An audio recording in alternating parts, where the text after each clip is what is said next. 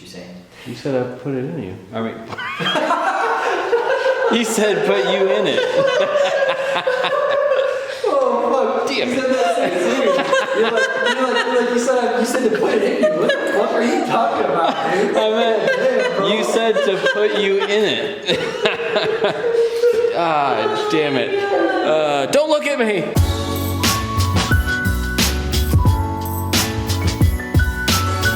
That was awkward. All right. Anyway, we are back here today, working on the hatch. So I guess the primary thing that we're gonna do today is try to get the tranny mount stuff worked out. We're gonna make some frame rails. We're basically gonna attach the bottom points of the cage underneath the car, and then we're gonna make a cross member from those two kind of frame rails. And so it's probably gonna take a while actually, because we gotta go up and down with the car and we don't have a lift. So we're gonna be messing with the jacks, putting the motor in, taking measurements, and going back and forth a bunch. So what's the other thing that we're gonna do? Boxing the K member? Oh yeah, so all that stuff that we cut out of the K member, we're gonna start boxing some of that stuff in. We also took out, if you see, the whole front end of the car is gone. The only thing that was actually there was just the upper radiator support that goes across. It's spot welded in, but we went ahead and just cut all that stuff out. No! Turn it off, turn it off, turn it off. It's like that car wash where it's only the There we go. Okay. The heater always bombs. Yeah, it's loud too in the video. I didn't realize it. Yeah, the mic picks it up. Like, Yeah. It's so much background noise, the mic can't handle it. Yeah. Okay, so like I was saying, we took that stuff off. We're gonna make that boltable back in, so that we can take the motor out very easily. So I think that's one of the things that we constantly have to think about is how this is gonna be maintenanceable. So as we put this stuff in, we need to know, can we weld this in or do we need to bolt this in? And how are we gonna take this out once we put it in? And so one of the things that we're gonna make sure of is that we can take this motor out from the front. It's just, I think, gonna be the easiest way. So realistically, we shouldn't even need an engine hoist to take this motor out. I mean, Usually the jacks are yeah, we use a dolly in the back. So we take that cross member out of the back, let it come down on a dolly, and then use a jack for the front, and we can literally roll it out the front. So that'll be nice. I really like things that are easily maintenanceable. One of the main reasons that we even put the truck turbo sticking out the damn thing, because it's easy to work on the stuff underneath it. So I think that's about it. We're gonna, get cranking on that. That's probably all we'll do this week, because we got a little bit of a late start, and that's just a lot of shit to do. It doesn't sound like much, but it's gonna take a while, so. Yeah, it's just the finesse of going up and down, Yeah, matrix, right? a whole bunch of up and down, taking measurements, making sure. All right, we're gonna go do that before we make any other horrible accidental jokes.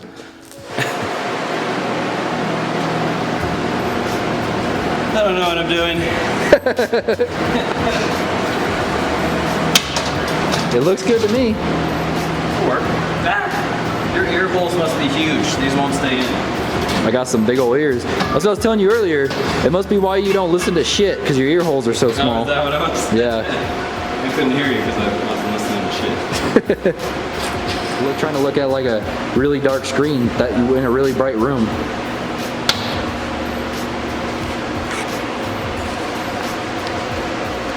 I want to buy one of those wide-angle lenses. Dude, I know. The 10 to 18s that the Canon sells are like $200 brand new. I It's so figure for cheap. shit in here though. It'd be perfect for it.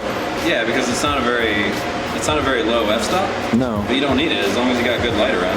Yeah, and this is fucking fine. Like this right now, yeah, like it does fine like this. Like I don't think it's noisy at all.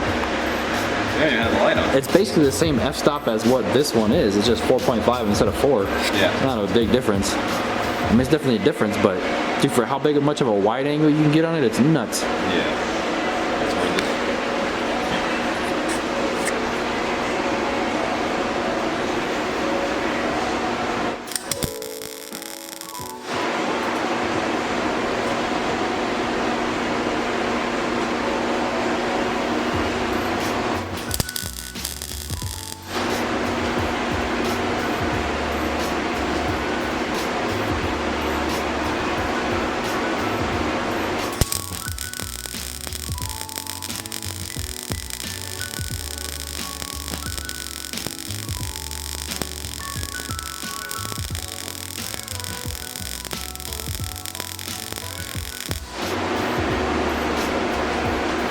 is so much better than mine.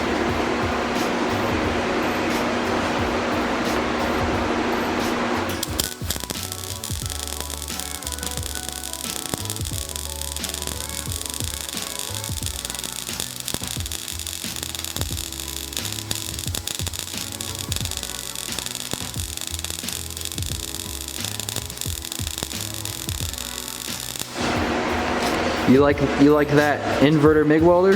Y'all want some manifolds migged up? I got you. You need some custom fab? Yeah. All that TIG weld stuff, that's for the birds. MIG's faster, bro. Yeah. I totally could have migged that manifold in there. Pretty welds don't mean strong welds. Bitch.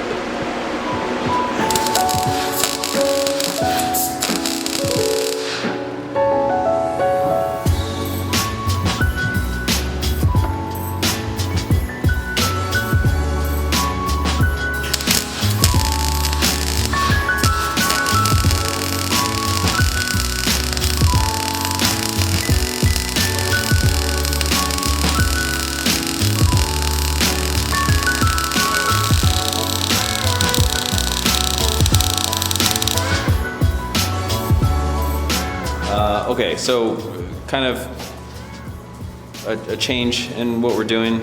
We got a decent amount done on the Civic, but my truck decided to stop starting.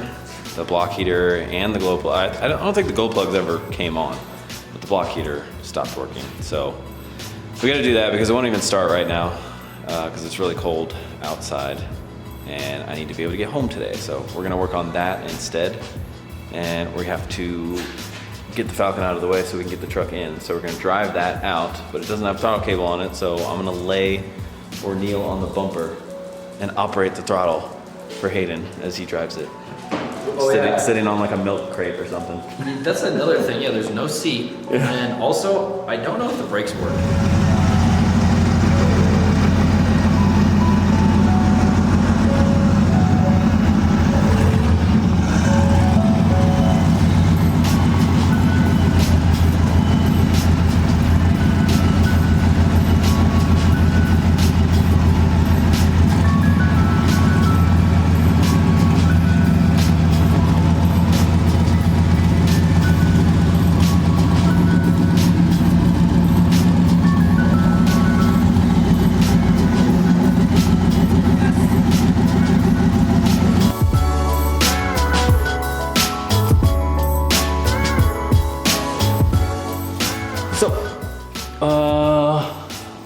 Fuck with get shit done today. Ran to 3 different stores to look for a MIG tip. Dude, I know. 3 different stores to get something that was super simple, and then spent all day fixing a Ford. Glow plugs, baby. Solid. We were worried we were gonna break them too. I'm actually pretty down. Dude, I know. Okay, so for everybody that says like, oh, we gotta be careful with glow plugs or whatever, I put that shit on the ground and I just like cranked on it as hard as I could. It still didn't break. What are you people doing breaking glow plugs? I wanted to show you guys 2 things that did come in that I didn't get a chance to talk about. So the converter came in a while ago, but the flex plate we brought up not too long ago. We actually bought this for the truck, and the one that we originally bought was the wrong one, and so we couldn't put it in the truck. We ended up using a different one. And so when this one came in, we're gonna use it for this one, luckily. So, wasn't wasted money.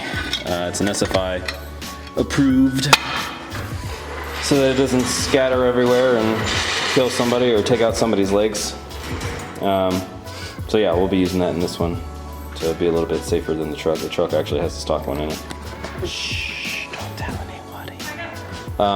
And the other thing that came in was... Yours got a stock one too? Yeah. Illegal. Hey.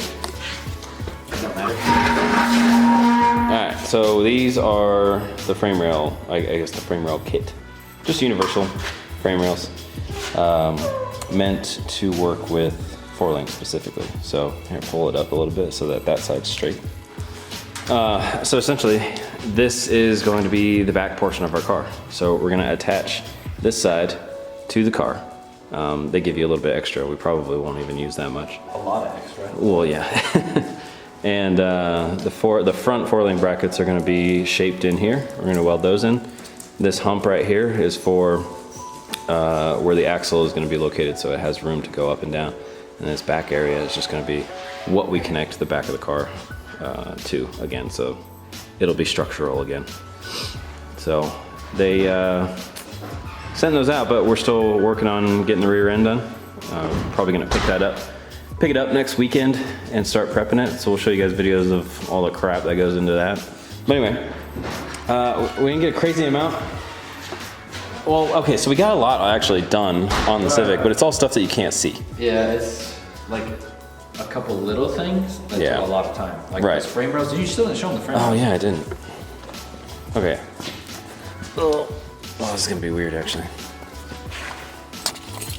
Oh, all right. So the pads that these are welded to. Solid.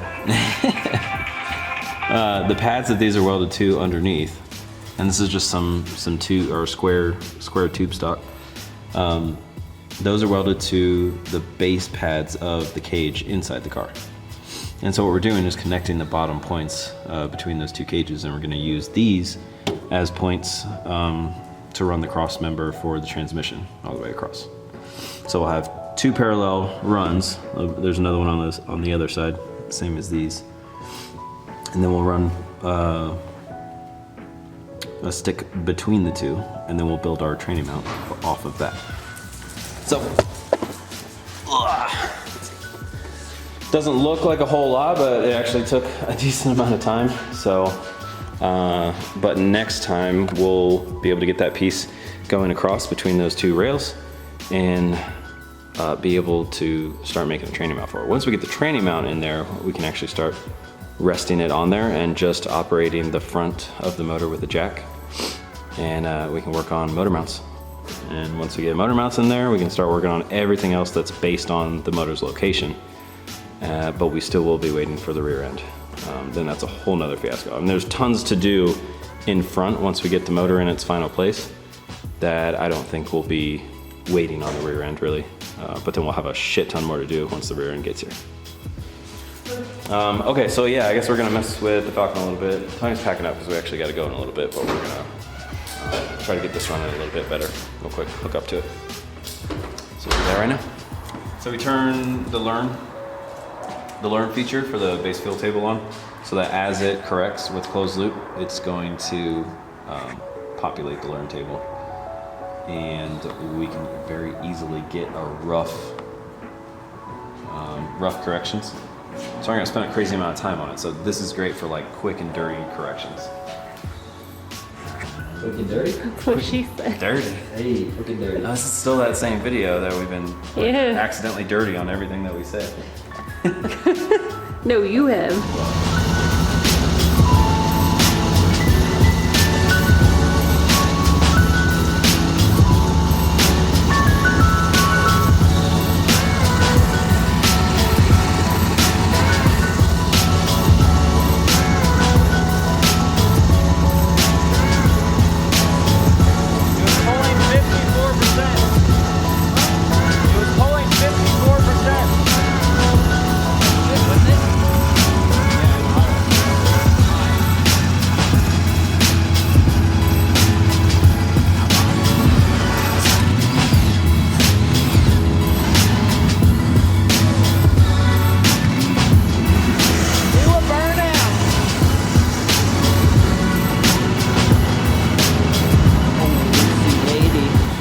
Falcon running a little bit better. The learn table really didn't actually help us out that much because it wasn't staying in the load ranges long enough to actually start making corrections.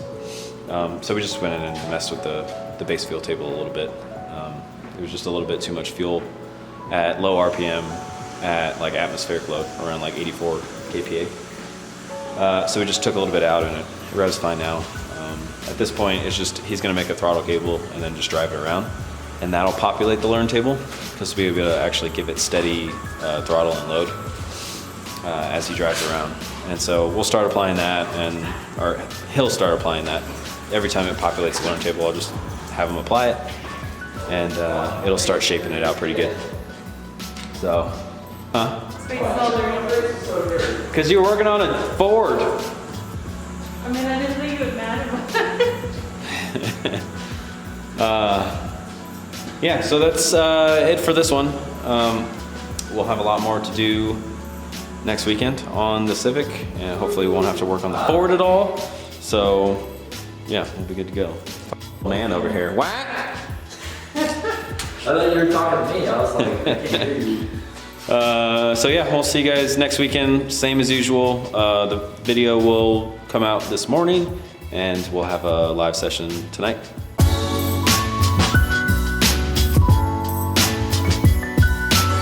Hi, Lucy. Pretty girl. Hi.